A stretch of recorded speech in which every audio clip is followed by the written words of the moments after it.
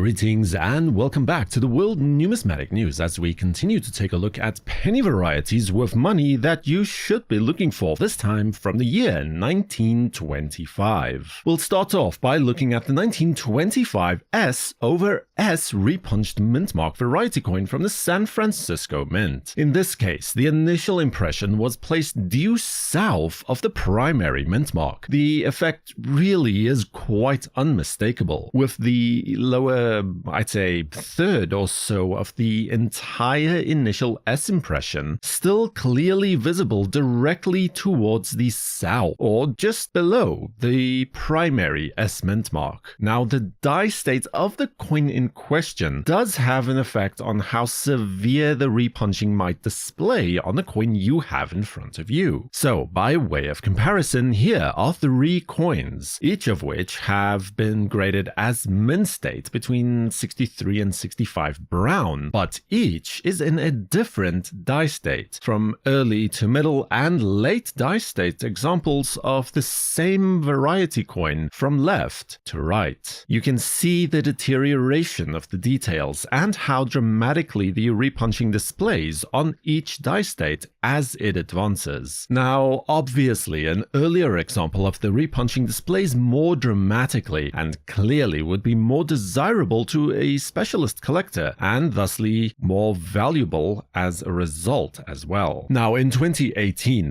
the finest known of these coins, a PCGS graded MS64 red example, was sold at auction by Stax Bowers for $1,920. More recently though, in 2022, an MS64 brown graded example from PCGS was sold by David Lawrence Rare Coins for $825 at public auction.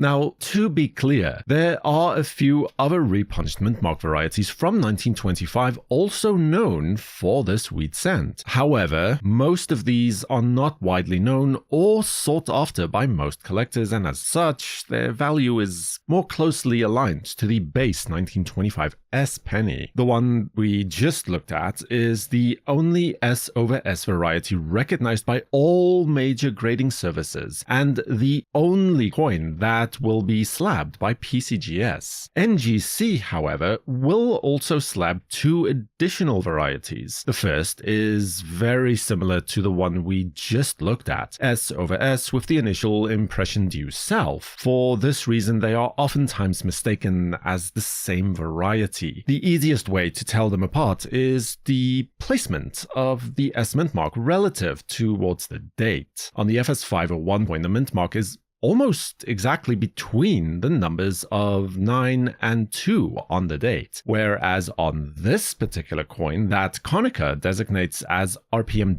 003 and NGC will slab as VP 002, the S mint mark is closer to the 2 of the date, both horizontally and vertically speaking.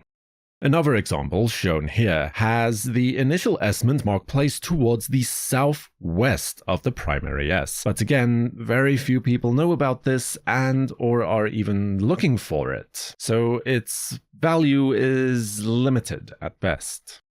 Then we can move on to the double die obverse example from 1925 S penny. This is an example of distended hub doubling, which admittedly I would say is one of the more trickier types to correctly identify, especially for the novice collector. Now, the doubling here displays mostly in the form of additional thickness towards the letters of Liberty and In God We Trust, with the letters of trust being more noticeably affected by this phenomenon. It is more easily noticed when compared to a regular example from the same issue as seen here. You can notice that the letters are all a little thicker than they really should be. A little more bottom heavy, I suppose you could say. This is more noticeable on the U, the crossbar of the T, and the diagonal leg of the R in the word trust. But the easiest way to quickly identify this variety is the date, where the same effect is more clearly identifiable on the numbers of 1925. Pay particular attention to the tail of the number 9. In addition to this, the 2 and the 5 both show a good deal